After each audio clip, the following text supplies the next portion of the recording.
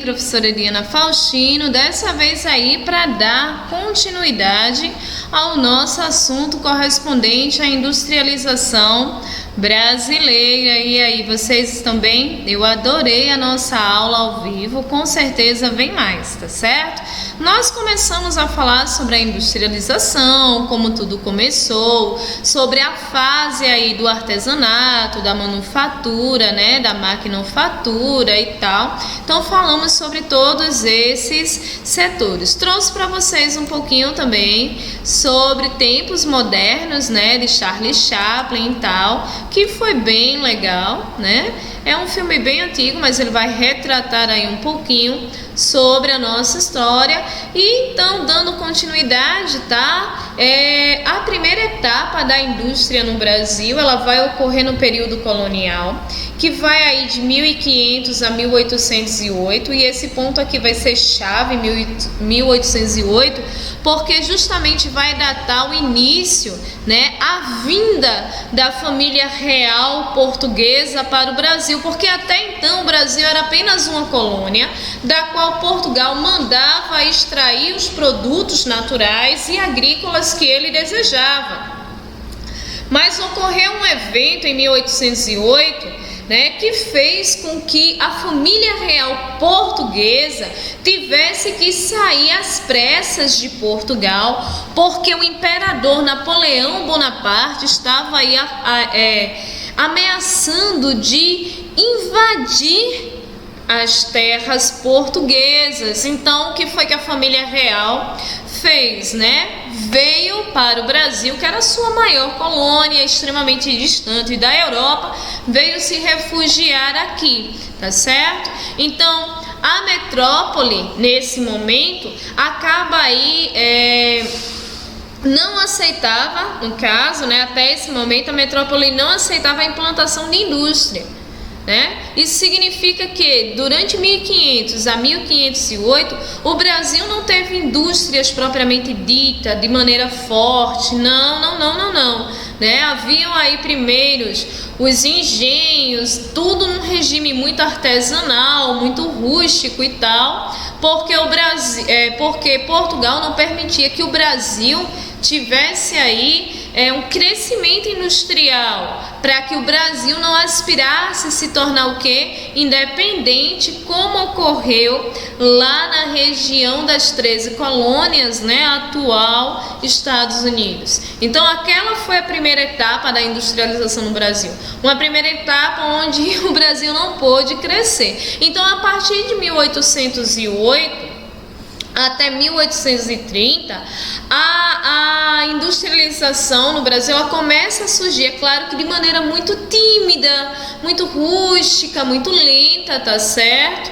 Por quê? Porque o Brasil começa a surgir vários ciclos econômicos, o ciclo do açúcar, o ciclo do algodão, o ciclo do café, mas nunca foi a intenção de Dom João transformar o Brasil em uma mega potência, não. O Brasil era apenas uma segunda residência, da qual a coroa portuguesa estava ali se escondendo da espada de Napoleão Bonaparte, tá? Então foi basicamente isso. Então ele não podia permitir que o Brasil crescesse. Já no período de 1930 vai ser determinante, porque nessa época vai estar no comando do Brasil um presidente chamado Getúlio Vargas. E o Getúlio Vargas, tá? O Brasil já tem passado pelo período colonial, já tem passado pelo período imperial, já tem passado por séries de fatores, já entra na república e tal, e o Brasil já começa a ser semidemocrático, já começa a ter eleições presidenciais e tal.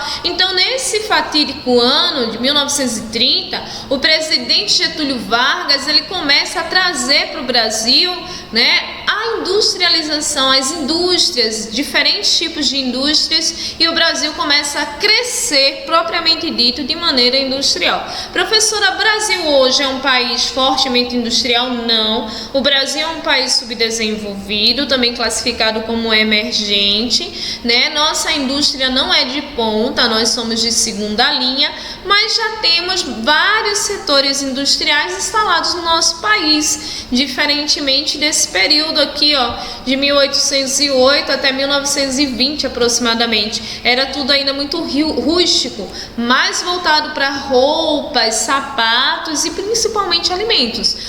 As outras indústrias, né, indústrias de automóveis, de produção de eletroeletrônicos e tal, esse tipo de indústria não tinha e nem podia ter aqui no Brasil por uma questão aí de acordos políticos, tá? Então, assim, outro fator que determinava, né, o declínio foi o café. O café foi um produto agrícola que gerou muito dinheiro no Brasil. Gerou tanto dinheiro no Brasil que formou os chamados barões do café.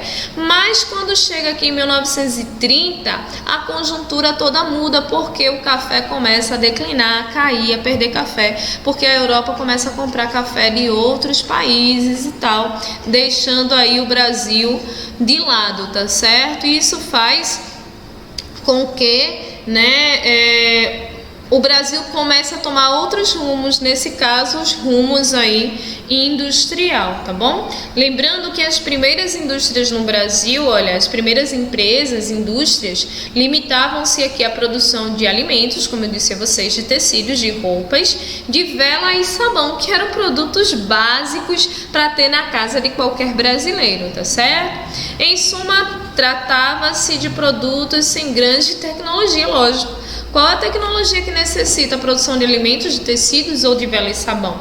Ainda era algo muito rústico, muito lento, muito, né?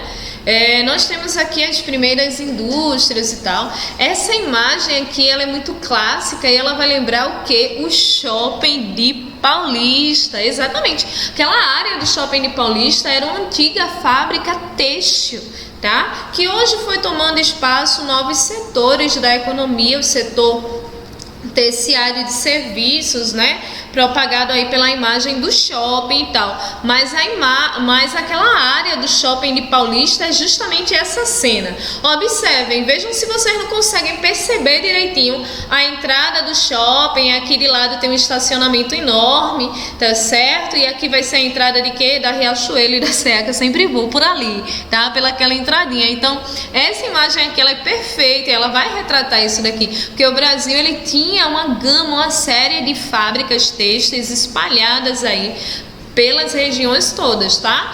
Eu trago essa imagem para vocês para mostrar um pouquinho de como era o maquinário, muito rústico. O ambiente era um ambiente assim, não agradável, não era muito limpo. Então, assim, era uma situação bem complicada, tá certo? Das primeiras fábricas aí nesse processo, tá? Lembram que eu disse para vocês que o café ele foi extremamente importante? Então, o café ele foi extremamente importante para a industrialização.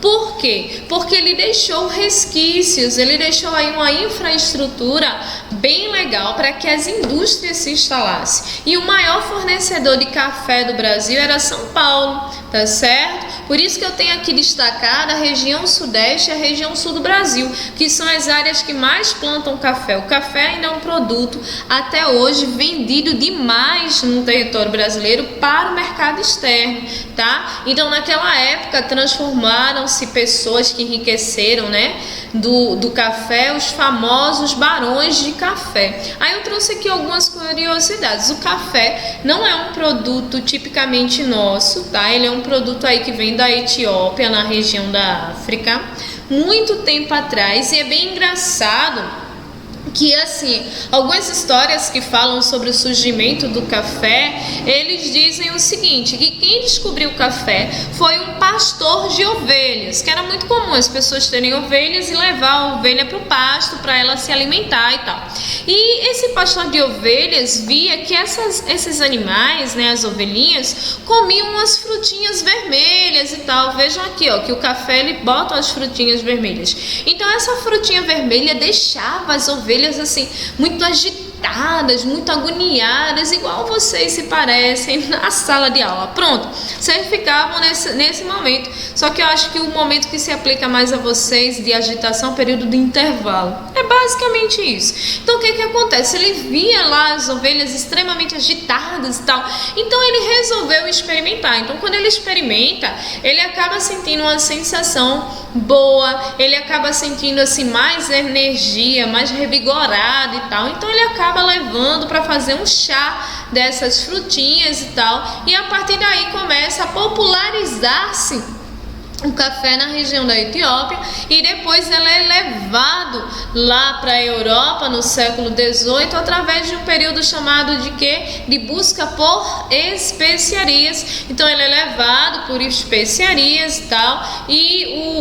a Europa, que é muito fria, né, gostava muito de chá e tal, acabou aí aderindo e aceitando muito bem o café foi se espalhando, tá? No Brasil, as primeiras mudas de café não chegaram na região sudeste, tampouco em São Paulo, chegaram aqui na região do Pará, tá certo? Por um camarada chamado Francisco de Melo, em 1727.